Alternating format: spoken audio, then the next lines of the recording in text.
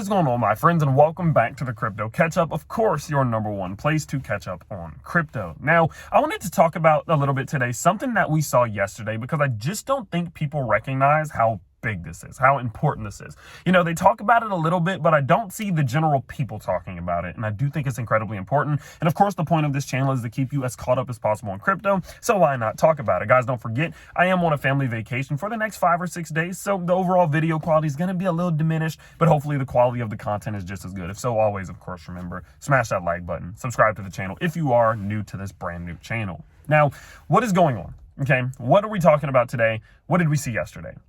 Yesterday, we got news that there was 5,500 Bitcoin accumulated by your major spot Bitcoin ETFs, meaning that your spot Bitcoin ETFs, such as iShares or iBit, right? 21 shares, we have Fidelity, Vanguard, you know, your major ones, right? They went on, their clients wanted more Bitcoin, or they needed more Bitcoin for whatever they're doing, and they went on and bought over 5,500 Bitcoin out of the circulating supply.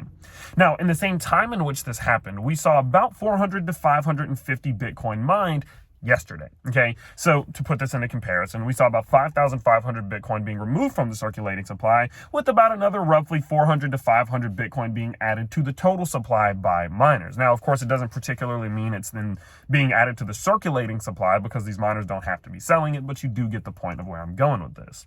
Now, you may wonder, well, why is that so important? What are people missing? Why is this a big deal? What you need to understand is that at the very end of the day, the majority of cryptocurrencies, especially one like Bitcoin, which is considered to be a store of value, not a lot of use, right? Its major value doesn't come from its use, right? It's just the store of value itself. The value provided to Bitcoin comes quite simply from supply and demand, and not much else, right? What people think Bitcoin is worth is what it'll be worth. Because I might have, one paper towel sitting in here. So I might say, well, the supply of this paper towel that I've touched is only one, therefore it must be worth X, right? So it doesn't particularly mean just because there's a limited supply and that something's valuable. The value of it comes from, and of course is deemed by, the value that is provided to it by the overall supply and the demand of the market, the demand side. In instances in which we start to see this happening throughout history, in which an asset, especially one like Bitcoin, that can be considered a store of value, is running out of supply, but the demand is either staying steady or increasing, it is almost a guarantee that the value or the price of that asset increases. It's just that simple. So on days like yesterday, when we saw 10 times more Bitcoin being pulled out of the supply and out of the market, of course, not permanently, but for the most part, at least at this point, for a good while, it's going to show just the difference that we're seeing right now regarding the demand and the opening supply. There's a substantially higher demand for Bitcoin, especially right now, than there is supply.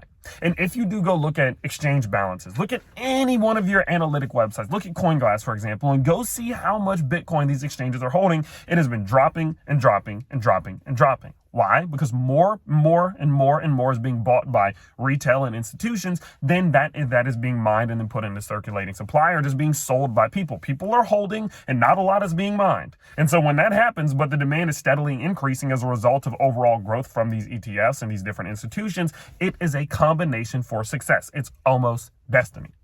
So when I see days like yesterday, when it's that big of a difference, right? 10 times more Bitcoin being purchased than that is being input into the total supply, it just goes to add to my bullish conviction to say, like, holy shit, it's just going to happen. It's destiny. You guys know that here on the Crypto Catch-Up, I've told you all rather consistently that I think crypto going up, Bitcoin going up, us seeing these assets increasing in intrinsic value, therefore extrinsic value, is destiny. I think it's fate. I think it's a matter of time. I think it's a matter of economics. And because of that, all you need to do is survive.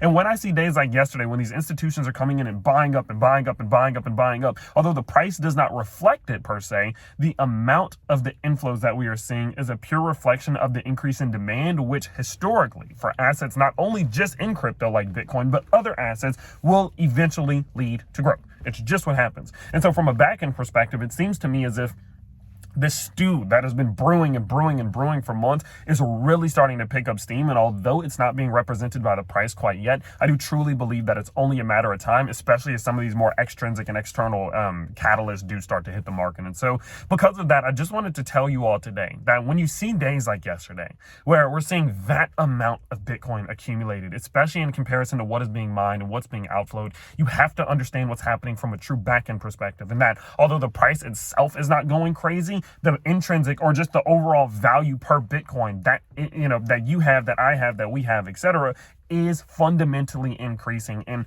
time usually does lead that fundamental increase of value to an extrinsic value, meaning that the actual value of the asset goes up. That's just destiny. And so I might be the only one who's like this bullish, right? And I was at the gym and I was just thinking about it this morning, like, holy shit, dude.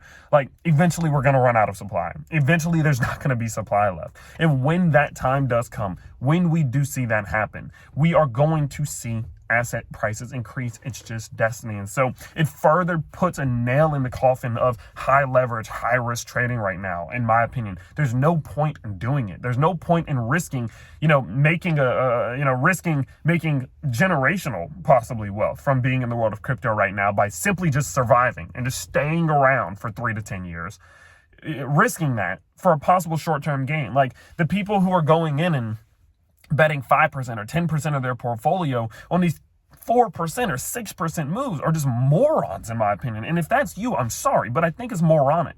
Because if you truly understood the direction that crypto is going, especially as a result of certain inflows and accumulations that we're seeing in comparison to the decrease of supply, you would understand that the direction this thing has to go to some degree is up. And does that mean we're immediately going to go up? No. Can it be possible Bitcoin goes back to 40 or 30K first? Yeah, definitely. It could happen. But the lifetime value of Bitcoin, in my opinion, will consistently grow. The average of Bitcoin will consistently increase. And by taking those short-term risks, you are literally just shooting yourself in the foot, in my opinion. And so when I see news like that, especially on days like today where things are a little bit more quiet from a news perspective and not a lot's happening with governments and stuff, I like to just come on here and talk to you all about my opinions and how I'm feeling, and if anything's adding to my bullish or bearish convictions. And I hope what I explained today wasn't so bullish that you just didn't really understand, or that maybe I didn't explain it clearly. But the primary focus and the premise of today's video is more just to explain that we are seeing more and more and more supply scooped off this market by the lizard people, like I like to call them, by institutions, by retail to some degree.